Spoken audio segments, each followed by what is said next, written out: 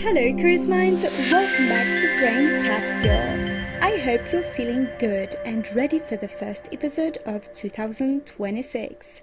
Today I want to take you a tiny moment with me and think about this. Have you ever walked in a room and instantly felt energized, relaxed, or even uneasy without knowing exactly why? Maybe you avoided a certain color or been drawn to another. That's not coincidence, it's color at work, silently influencing your brain, your emotions, and even your behavior. Colors aren't just aesthetic, they are powerful signals. They shape the way we feel, the way we think, and the way we interact with the world around us. In this episode, we're going to explore how colors work, what they do to our minds, and how we can use them to our advantage in daily life. So what exactly is a color? At its core, a color is simply light. Light travels in waves and each wavelength corresponds to a different color that our eyes and brains interpret. This is what gives us the rich and vibrant spectrum we experience every day, from the deep blue of the ocean to the fiery red of sunset.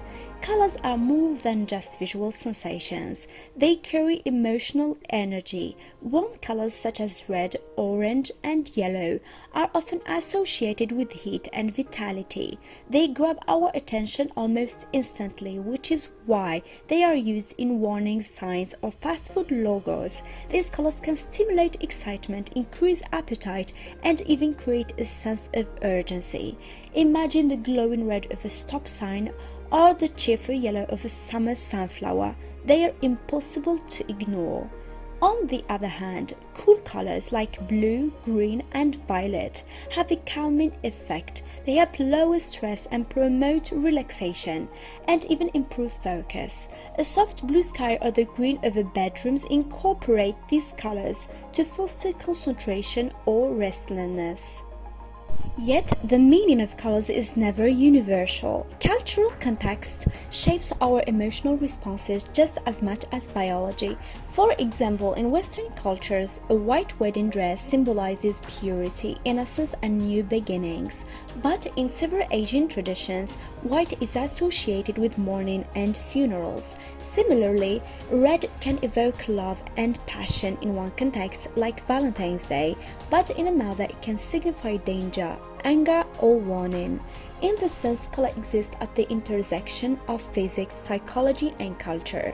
It's a light wave that our eyes detect, a trigger that our brains react to, and a symbol that carries meaning, shaped by centuries of human tradition. The next time you look around, notice how colors aren't just decorations, they are powerful forces that shape the way you feel, think, and even act. As we start noticing colors around us, it's fascinating to think about what's really happening inside our brains when we see them. Inside our eyes are tiny specialized cells called cones, which act like sophisticated light sensors.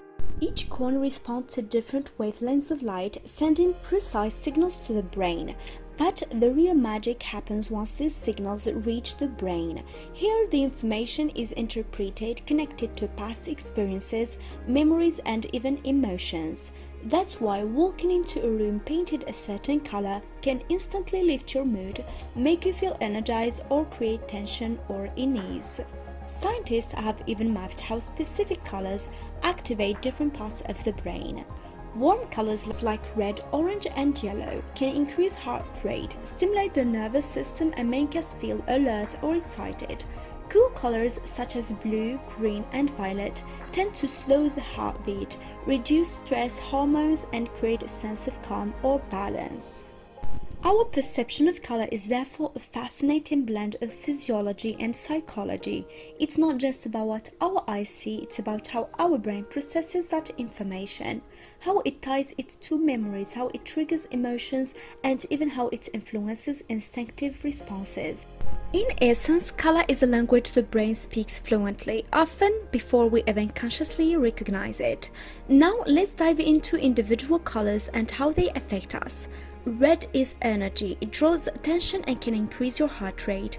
It's used in advertising to signal urgency, but too much red can make people feel anxious or aggressive. Orange is enthusiasm and creativity. It encourages social interaction, playful energy, and optimism. Yellow is joy, brightness, and mental stimulation. It can make you feel cheerful, but when overused, it can also cause tension or irritability. Green connects us to nature. It's calming, balancing, and restorative. Being surrounded by green, think parks, plants, or even a green wall, can reduce stress and promote focus. Blue is serenity and concentration. Cool blues can help with productivity and relaxation, but too much blue might also make us feel melancholic or detached.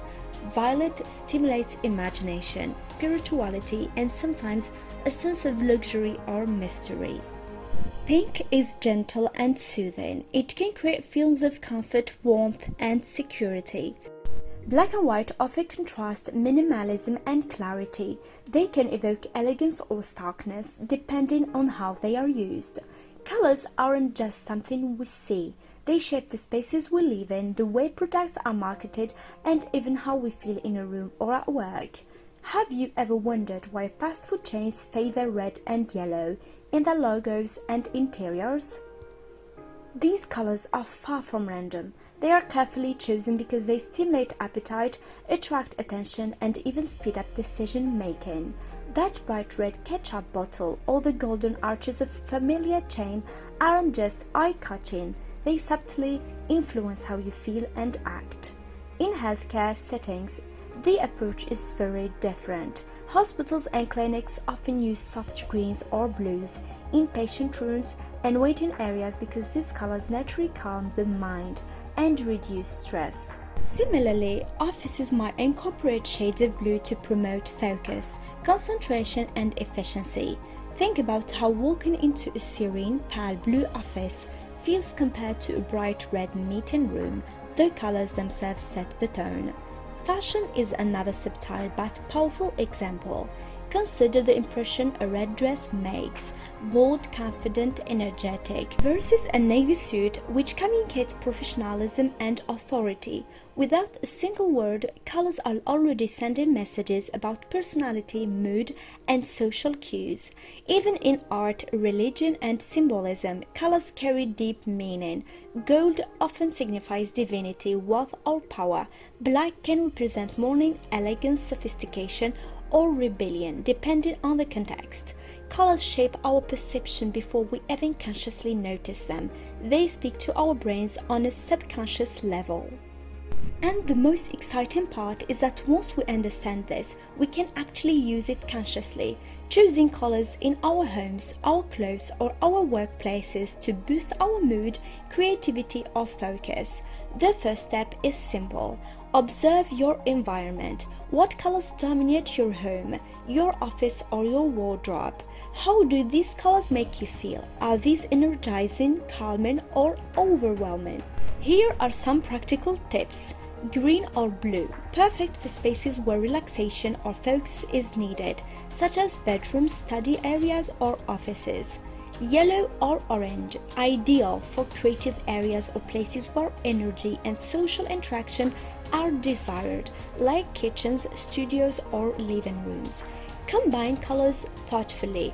Too many intense colors can overwhelm the senses, while subtle contrast or complementary tones can balance mood and energy. Colors aren't magic potions, but they are powerful tools we interact with every day. They quietly shape our emotions, influence our behavior, and affect how we experience the world around us.